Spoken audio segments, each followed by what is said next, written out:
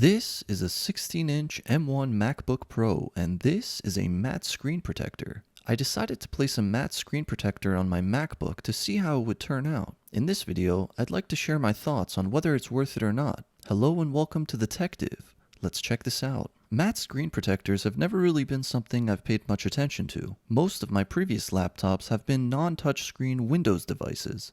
As such, they've all had matte screens, which I really took for granted. Since basically every laptop I've owned has featured a matte screen, switching to a gloss screen on my new MacBook Pro has been a huge change. The first couple of things I noticed when I first started using the MacBook was just how good the screen looked, but also how much light it happened to reflect. Despite Apple's anti-glare coating, a gloss screen will always happen to reflect more light than a matte one would. Now, this isn't too big of a deal if you're using a laptop indoors. The ability to adjust your seating and even lighting positions helps mitigate some of those reflections. However, if you're outside and dealing with natural sunlight, it becomes a whole different ballgame. Fortunately, with the newer displays in these MacBook Pros, you can just crank up the brightness all the way to their 1000 nit capability, but then you'd be combating bright conditions with even brighter screens. That's probably not the best way to deal with glare because, after all, staring at a bright screen all day will definitely wear your eyes out more than a comparatively dim screen. So, after a couple months of use, I decided to pick up a matte screen protector to try it out for myself. I was curious to see how adding a layer of diffusion to the MacBook screen would affect its usability.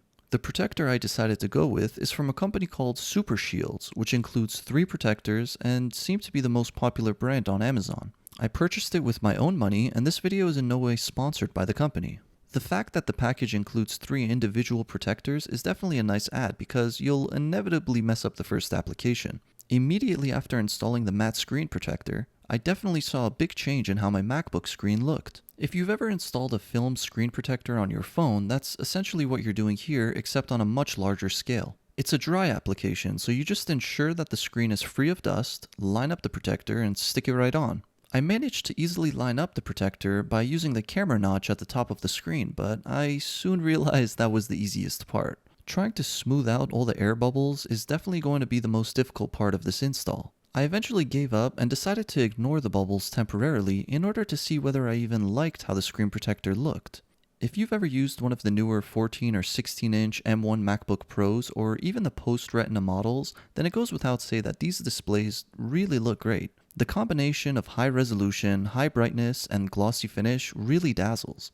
After installing the matte screen protector, I definitely noticed a much duller image, but that was to be expected. It definitely brought me back to the feeling of using a Windows laptop. Colors weren't as vibrant, and shadows didn't seem to be as dark. The matte protector dulled the screen, along with my initial feelings of awe when I first started using the MacBook. But does it actually achieve its purpose of reducing glare?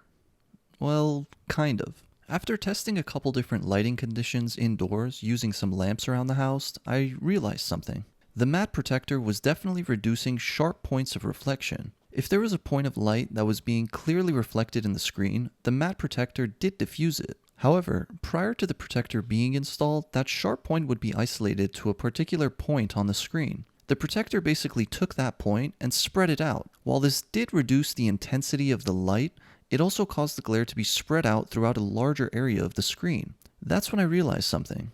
Neither a matte nor a glossy screen serves as the ultimate solution to screen glare.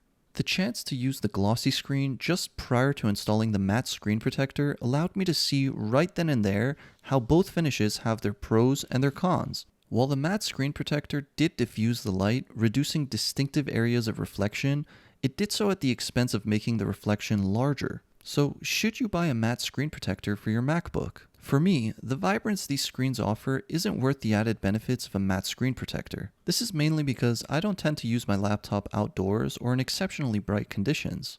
That's why I ultimately decided to remove the screen protector altogether. I find that in most conditions, the glare is tolerable, and I could easily adjust my position in relation to the lights. It's worth noting that Apple does place an anti-glare coating over their laptop screens.